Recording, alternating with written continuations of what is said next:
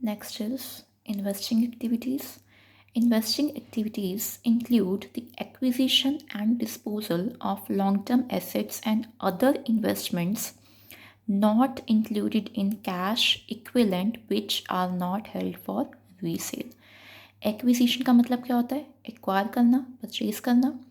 Disposal means sale. It means कि अगर मैं कोई भी फिक्स्ड एसेट परचेज कर रही हूँ या सेल कर रही हूँ तो वो मेरा इन्वेस्टिंग एक्टिविटी का पार्ट बनेंगी. ठीक है. Next, for example, purchase and sale of long term assets like machinery, land and building, long term investments. Clear. Next आपको नीचे एग्जाम्पल्स दी हुई हैं. Examples of cash flow from investing activities. First example क्या है? Payment for purchase of fixed asset. Fixed asset में आपकी दोनों एसेट्स आती हैं, आपकी टेंजिबल भी और इनटेंजिबल भी. तो अगर आपने फिक्स्ड एसेट परचेज किया, इट मीन्स आपने कैश पे किया, that is outflow of cash. अब एसेट आपने परचेज किया है तो वो आपका इन्वेस्टिंग एक्टिविटी में जाएगा.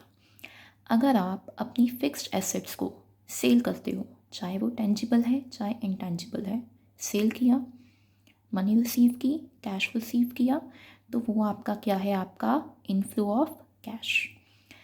अगर आपने कोई सिक्योरिटीज़ परचेज़ की, सिक्योरिटीज़ में क्या क्या आ जाता है आपका? आपके शेयर्स आ जाते हैं, आपके डिबेंचर्स आ जाते हैं, आपकी लॉन्ग टर्म इन्वेस्टमेंट्स आ जाती हैं. अगर आप वो परचेज़ कर रहे हो तो परचेज़ करने के लिए आपने कुछ पे किया, that is outflow of cash, तो वो आपका इन्वेस्टिंग में जाएगा. अगर आपको शॉर्ट टर्म इन्वेस्टमेंट्स दी हुई हैं या मार्केटेबल सिक्योरिटीज़ दी हुई हैं तो वो आपका इन्वेस्टिंग का पार्ट नहीं बनती हैं.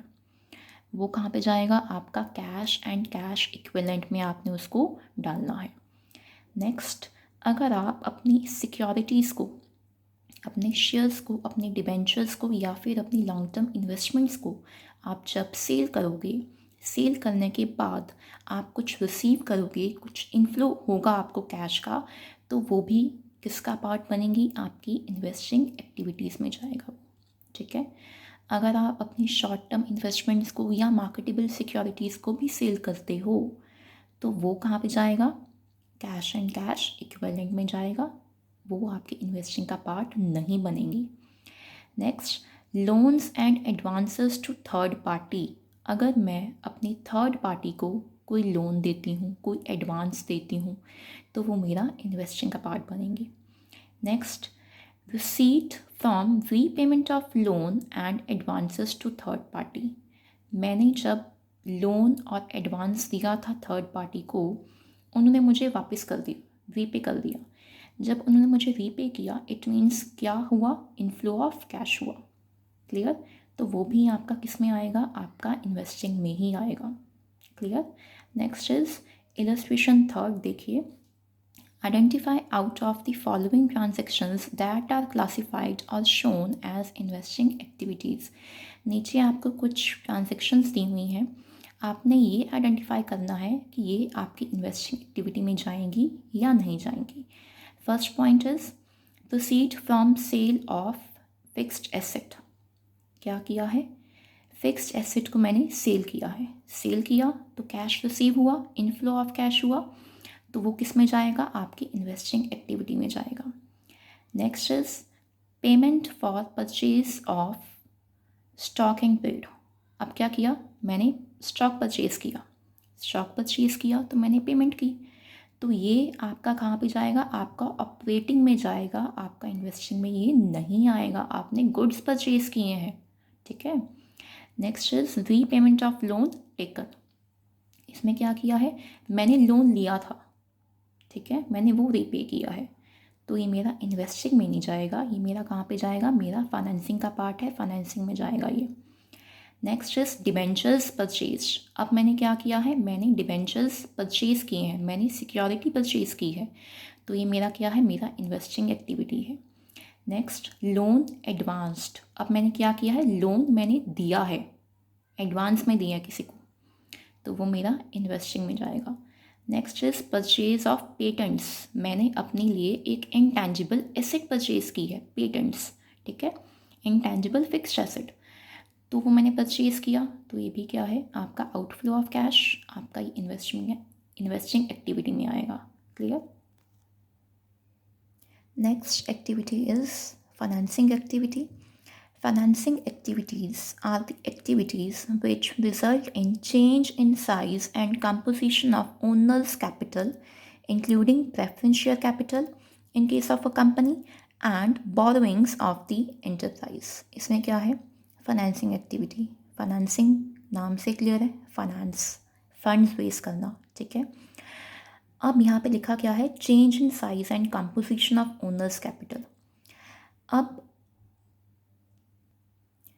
अब इसमें क्या है कि आपका जो ओनर्स कैपिटल है, जो आपकी इक्विटी कैपिटल होती है, उसका साइज़ चेंज हो जाता है. कैसे चेंज हो जाता है? क्योंकि हम क्या करते हैं, हम जब फंड रेज करते हैं, तो फंड हम जब रेज करते हैं वो किसकी हेल्प से करते हैं? In the form of issue of shares. Shares कोई भी हो सकते हैं, हमारी इक्विटी शेयर्स, हमारे प्रेफरेंस शेयर्स. हम शेयर्स की हेल्प से भी फंड रेज कर सकते हैं और डिबेंचर्स की हेल्प से भी हम फंड रेज कर सकते हैं. ये issue of shares, issue of debentures, ये दोनों चैप्टर्स आप आगे करोगे इन कंपनी अकाउंट्स. क्लियर. नेक्स्ट आपको कुछ एग्जांपल्स दी हुई हैं, examples of cash flow from financing activity. First example क्या है? Proceed from issue of share including premium. मैंने क्या किया? मैंने शेयर्स इशू किए. इट मीन्स मेरे पास पैसा आया, money I, inflow of cash, including premium होता है. फॉर एग्जांपल मैंने 10 रुपीज़ का शेयर मैंने 12 रुपीज़ में सेल किया, तो वो 2 रुपीज़ क्या है, मेरा प्रीमियम है. तो जब मैं रिकॉर्ड करूँगी ट्रांजेक्शन, तो वो इंक्लूडिंग प्रीमियम मैंने रिकॉर्ड करनी है transaction. Clear. Next is proceed from issue of debentures including premium but excluding discount. इसमें क्या है कि अगर मैंने डिबेंचर्स के थ्रू फंड रेज किया, डिबेंचर्स इशू किए, वो भी मेरा इनफ्लो ऑफ कैश है. उसमें भी अगर मैं प्रीमियम पे इशू करूँगी तो इंक्लूडिंग प्रीमियम ही रिकॉर्ड किया जाएगा. लेकिन अगर मैंने डिस्काउंट पे इशू किया तो मैंने डिस्काउंट को रिकॉर्ड नहीं करना. Clear. Next is repayment of the amount borrowed such as redemption of debentures, bonds, long term borrowings, repayment of short term borrowings. इसमें क्या है कि सपोज़ मैंने बोरो किया था, मैंने लोन लिया था, या फिर मैंने जब डिबेंचर्स इशू किए तो डिबेंचर्स को मैंने रिडीम भी करना होता है. रिडीम का मतलब होता है मैंने वापस करना है पैसा, उनका रीपे करना है. तो रीपेमेंट ऑफ डिबेंचर्स भी मेरा किस में जाएगा? मेरा फाइनेंसिंग में जाएगा.